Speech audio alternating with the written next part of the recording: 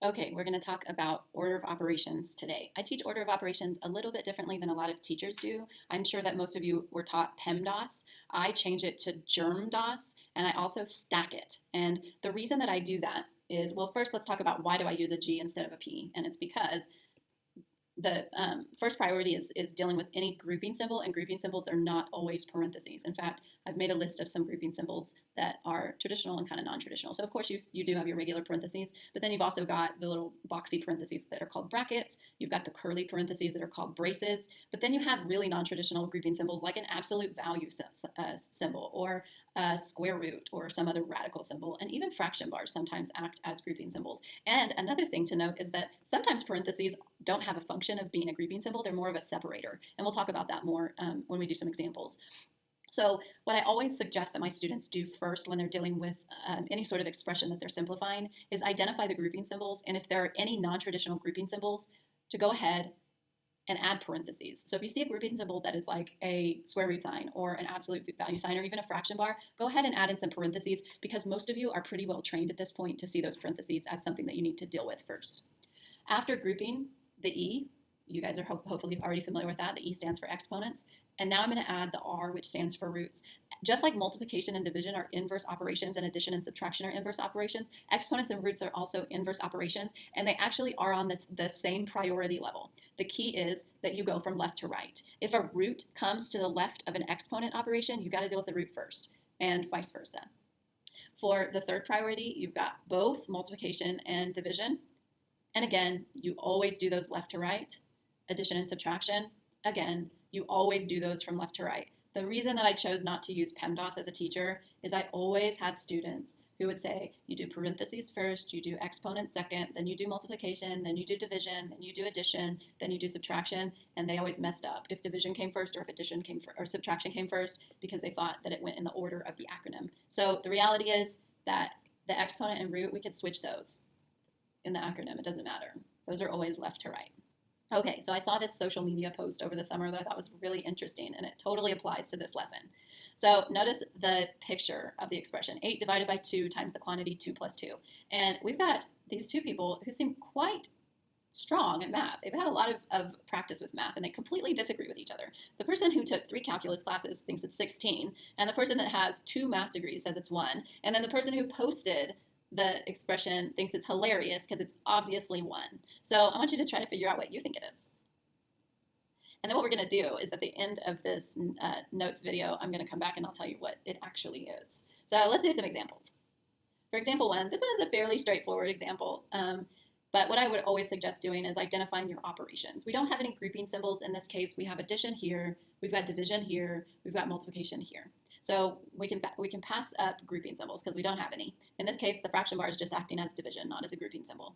We don't have any exponents and roots. Now we're going to do multiplication and division from left to right. Division comes first. It's to the left of the multiplication, so we're going to deal with the division first. So 6 divided by -2 is -3 times -3. Now, in this case, also, I put parentheses there, not because it's a grouping symbol, but because it's just a separator. Because sometimes if you look at this, that looks kind of confusing to see a plus and minus. So in this case, those parentheses are just acting as a separator. So now we're left with addition here and multiplication here. We've got to do multiplication before addition, so we're going to go ahead and multiply -3 times -3 and get 9. And then finally, we can add -10 plus 9 and get a -1.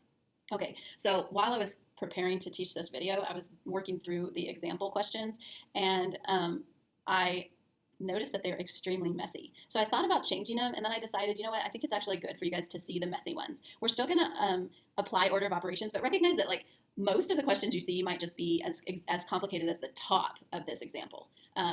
So I'm giving you kind of some exposure to the really hard ones here. So let's go ahead. I'm gonna go out of order from the least messy to the most messy. So the first thing I would do is let's look for some non-traditional grouping symbols, and we do have some. We've got a root, so I'm gonna go ahead and add parentheses around the 5 plus 4. And then the fraction bar is acting like a grouping symbol here, so we're gonna go ahead and add parentheses around the numerator and parentheses around the denominator. And then as I work through this, I'm gonna work through the numerator expression first, and then the denominator expression next. So let's go ahead and work through that numerator. We do have a grouping symbol in the 5 plus 4, so let's go ahead and say 5 plus 4 is 9. Our next level of priority is exponents and roots. Let's go ahead and work from left to right. So we can say the square root of 9 is 3, and then we're going to be multiplying 2 and 3. So now we can do the exponent. 7 squared is 49. So now we've got multiplication and subtraction. We're going to multiply first. So 2 times 3 is 6, and then 6 minus 49 gives us a negative 43. So what does that tell us? It tells us that our numerator has a value of negative 43. Okay, so let's do the denominator now. So even though this is a fairly straightforward expression, it's one that a lot of students would do wrong because we're so trained to work from left to right. So a lot of students would say that this is 6 plus 4, which is 10, and then 10 times 2, which is 20. So be careful there because order of operations says that you have to do the 4 times 2 first. So we need to do 6 plus 4 times 2 is 8, and 6 plus 8 is 14, and that is our denominator. So we end up with a final answer of negative 43 over 14. Okay, so let's do this example number 3. Okay, so the first thing we want to look for is, do we have any non-traditional grouping symbols? And we do. We've got this fraction bar right here. So I'm going to go ahead and put parentheses around the 12 minus 3. These parentheses right here are just acting as a separator and showing that the negative is also a part of the base in addition to the 2. So let's do grouping symbols first. 12 minus 3 is 9, and then divided by negative 2. So now let's identify our operations. We've got division right here. We've got multiplication. We've got an exponent. We've got addition, and we've got division. So we've got to do exponents next. So we're going to go ahead and say negative 2 squared. Remember, because the negative is in the parentheses, we need to include it when we expand it out. So it needs to be a negative 2 times a negative 2, which is then a positive 4. And then plus 4 divided by 5. Okay, so now we're going to do, we've got multiplication, we've got division here, multiplication, addition, and another division. So we're going to go left to right. So essentially what we've got to do this division problem right here first, but 9 divided by negative 2, we really don't want to make it into a decimal. So I'm just going to say 9 divided by negative 2 is negative 9 halves.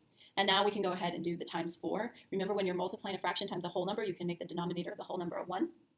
And now we can diagonally simplify these. 2 divided by 2 is 1, and 4 divided by 2 is 2. And now top times top over bottom times bottom. Negative 9 times 2 is negative 18. And then, so what we've done is we've just simplified that part. And then we're going to do plus 4 divided by 5.